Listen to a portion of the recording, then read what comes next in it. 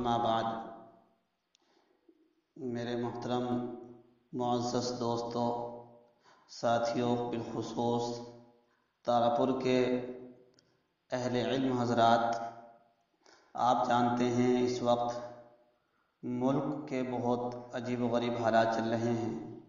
हमारा मुल्क बल्कि पूरी दुनिया इस वक्त एक मुहलिक बीमारी से नबर्द आज़मा हो रही है।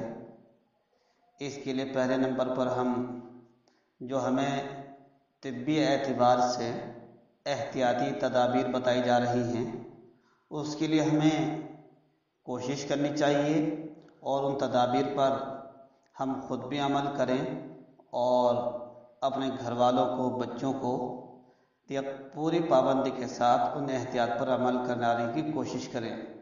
दूसरी दरख्वास्त ये है, जो हुकूमत के तरफ से हमें पाबंदियाँ दी गई हैं, हमें चाहिए कि उसका मुकम्मल पाबंद हों और इसकी पासदारी करें, क्योंकि ये ऐसी बीमारी है जो छूने के ज़रिए से चल रही है और हुकूमत भी परेशान है कि किस तरीक़े से इस बीमारी को यहाँ से भगाया जाए, मुकाबला किया जाए। तो इसमें हमें बग़ैर किसी ज़हनी उलझन के और इधर उधर दिमाग न लड़ाते हुए हमें इस बीमारी को ख़त्म कराने में हुकूमत का, प्रशासन का साथ देना चाहिए। और इस मौके पर एक तीसरी बात का ख्याल करना ज़रूरी है, वो ये कि हम में का अक्सर तबका, ख़ास तौर से वो मज़दूर तबका जो बेचारा सुबह में मज़दूरी के लिए निकलता था और शाम को अपने भी बच्चों के लिए, माँ बाप के लिए कुछ लेकर आता था ताकि वो उनके रोटी रोज़ी का मसला हो जाए। अब वो भी तकरीबन 24 तारीख से 21 दिन तक के लिए बंद कर दिया गया है। अब हर एक आदमी परेशान है। तो हमें ऐसे मौके पर अपने उस खुदा की, जिसने पूरी जहान को बनाया है और जिसकी तरफ से ये बीमारी है, एक आजमाइश है, इब्तिला है, तो हमें उसके अहकाम के ऊपर अमल करना चाहिए। ऐसे मौके पर हमें उन आयात को भी नहीं भूल जाना चाहिए कि जिनमें अल्लाह ताला ने ज़कात का भी हुक्म दिया है और इन्फाक फ़ी सबीलिल्लाह का हुक्म दिया है। आप जानते होंगे कुरान करीम के अंदर अक़ीमुस्सला जहाँ जिक्र किया है, वहीं आतुज़ ज़का का भी लफ्ज़ आया है और ये सीग़े मर्दों के लिए इस्तेमाल किए गए और तकरीबन ये 9 जगह है और औरतों के लिए भी अलग से सीग़ा का इस्तेमाल किया गया है। कुरान करीम के अंदर फरमाया अक़ीमुस्सलाता व आतीनज़्ज़का, और माल को खर्च करने के लिए अल्लाह ने कुरान में 82 मरतबा इन्फाक का लफ्ज़ इस्तेमाल किया है। तो मैं ये गुजारिश करना चाहता हूँ कि जिन पर ज़कात फ़र्ज़ नहीं है वो भी अल्लाह के नाम पर खर्च करें, और जिन पर ज़कात है वो पेशगी ज़कात अदा करें, ताकि जो बेचारे बीमार, कमज़ोर और खाने की तरफ से परेशान हैं, उनके लिए रोटी रोज़ी का एक वसाइल बन जाएं। देखिए, अल्लाह ने कुरान में भी कहा है कि मन ज़ल्लज़ी युक़रिज़ुल्लाह क़र्ज़न हसनन फ़युज़ाइफ़हु अज़आफ़न कसीरा, कोई है जो अल्लाह को कर्ज दे फिर अल्लाह उसको कई गुना करके वापस दे दे। ये अल्लाह का एहसान है जो उसने हमें दे रखा है। किसी भी इंसान की अक़ल, तदबीर ये उसी वक्त कारामद होती है जब अल्लाह की मदद शामिल हाल हो, वरना सारी तदबीरें धरी की धरी रह जाती हैं। कोई सोचे कि मैंने अपने अक़ल से, अपनी तदबीर से माल कमाया है, ये अल्लाह का एहसान है। उस कमाने वाले का उसमें कोई कमाल नहीं है। जब आसमान वाले का फैसला हो जाता है, मेरे भाइयों, सारी तदबीरें, सारी अक़लें धरी रह जाती हैं। इसलिए जब अल्लाह ने दे रखा है तो उसका कुछ हिस्सा अल्लाह के लिए खर्च करें। मैं सभी की मन्नत करता हूँ, दरख्वास्त करता हूँ, जब अल्लाह ने दे रखा है तो कुछ हिस्सा अल्लाह के लिए भी मुख्तस कर लें। फ़कीरी में खर्च करना अल्लाह को इंतहाई पसंद है। अल्लाह के नबी से पूछा गया, सबसे बेहतरीन सदका क्या है? फरमाया, तंगी की हालत में सदका करना सबसे बेहतरीन शक्ल है। फिर अल्लाह के नबी ने फरमाया, दाऊ मरज़ाकुम बिस्सदका, अपने मरीज़ों का इलाज करो सदक़े के साथ। फिर आपने फरमाया, الصدقۃ ترد البلا، صدقہ مصیبتوں کو ٹال دیتا ہے۔ سب سے بہترین صدقہ ہوتا ہے کسی کی ضرورتوں کو پورا کرنا، جو اس کی عین جینون ضرورت ہے اسے پورا کرنا سب سے بہترین صدقہ ہے۔ ویسے تو صدقہ جب آدمی کے پاس وسعت ہوتی ہے تو بغیر کسی چوں چرا دے دیتا ہے۔ اب چونکہ حالات اور آگے کا وقت بھی سامنے ہیں، لیکن ایسے موقع پر کسی کی ضرورت کو پورا کرنا یہ سب سے بہترین صدقہ ہے۔ ایک مرتبہ کسی عابد کی شیطان سے ملاقات ہوئی تو اس سے عابد نے پوچھا تیرے بہترین دوست کتنے ہیں؟ اس نے کہا 3 قسم کے لوگ میرے بہترین دوست ہیں۔ ایک وہ جو شراب پیتا ہو وہ میرا بہترین دوست ہے، دوسرے وہ جو بہت غصے والا ہو وہ میرا بہت پیارا دوست ہے، اور ایک وہ جو بخیل ہو، کنجوس ہو، مکھی چوس ہو تو میرا بہت پیارا دوست ہے۔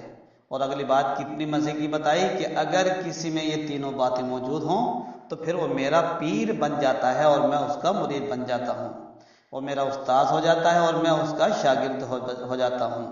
یاد رکھو بخیل آدمی سے کبھی اللہ کی دوستی نہیں ہوئی اور سخی آدمی سے کبھی اللہ کی دوستی نہیں ٹوٹتی۔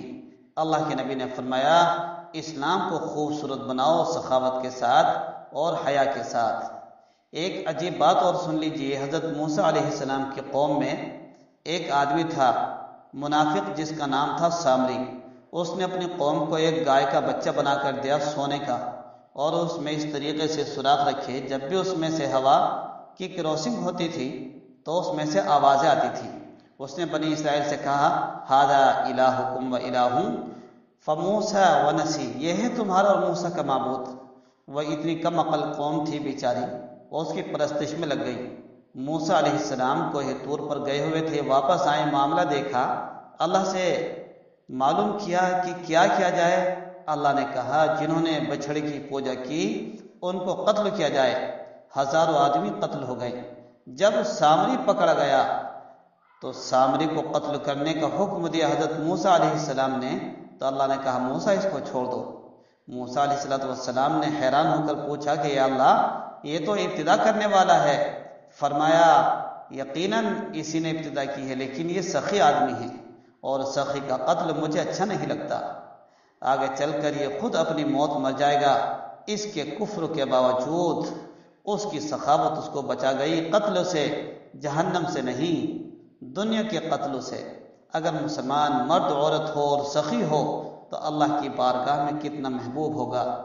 اس لیے حدیث پاک میں فرمایا فخر بنی آدم صلی اللہ علیہ وسلم نے صدقہ دینے میں جلدی کرو، کیونکہ مصیبت اس کو پھاند کر نہیں آئے گی۔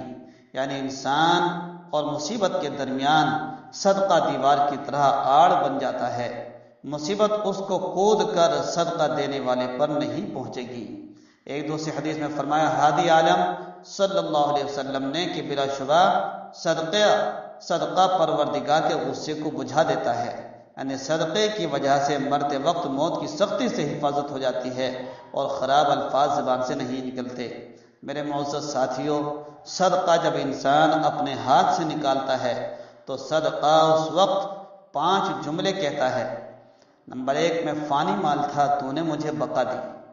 نمبر 2 میں تیرا دشمن تھا اب تو نے مجھے دوست بنا لیا۔ نمبر 3 آج سے پہلے تو میری حفاظت کرتا تھا اب میں تیری حفاظت کروں گا۔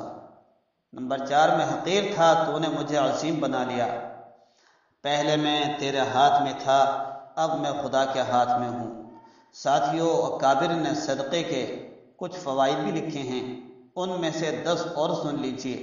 صدقہ مصیبتوں کے لیے ڈھال ہے، صدقہ عزت و ناموس کی حفاظت کا سبب ہے، صدقہ ہر قسم کی بیماریوں کا شافی علاج ہے، صدقہ مال میں زیادتی اور برکت کا ذریعہ ہے، صدقہ فرشتوں کا مال میں کثرت کے لیے دعا گو ہو جانے کا آلہ ہے، صدقہ دل کی سختی کو ختم کرنے کا ذریعہ ہے، صدقہ اللہ عز و جل کا غصہ ٹھنڈا کرنے کا سبب ہے، صدقہ بری موت سے حفاظت ہے، صدقہ عذاب قبر اور جہنم سے حفاظت ہے، صدقہ قیامت کی آگ برساتی گرمی میں ٹھنڈا سا آیا ہے۔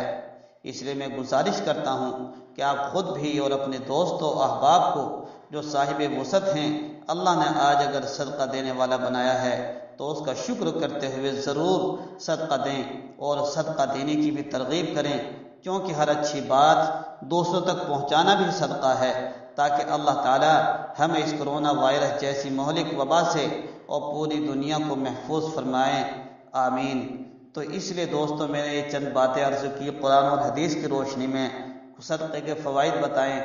میں گزارش کرتا ہوں پھر اور منت سماجت کرتا ہوں آپ سبھی سے کہ آپ کوئی نظام بنائیں، محلے کے اعتبار سے، بستی کے اعتبار سے، گاؤں کے اعتبار سے پہلے ایک لسٹ بنا لیں، لسٹ بنانے کے پاس امام صاحب جو ہیں ان کے پاس جمع کر دیں اور پھر سروے کریں کہ کون مستحق ہے، کون زیادہ پریشان ہیں، پھر کچھ پیسے اکٹھے کر لیں، جو ذمہ دار حضرات ہیں اپنے طور سے جتنی ہمت ہو پیسے اکٹھے کرنے کے بعد ان کی ضرورتوں کو پورا کرنے کا نظام بنائیں۔ یہ ہمیں اسلام اس چیز کی دعوت دیتا ہے، سخت صدقہ کریں گے تو انشاءاللہ یہ بلائیں ٹلیں گی۔ میں پھر دعا کرتا ہوں کہ اللہ تعالیٰ پوری دنیا کو، خاص طور سے ہمارے ملک کو اس بلا سے محفوظ فرمائے اور آسانیاں پیدا فرمائے، آمین۔ وما علینا الا البلاغ۔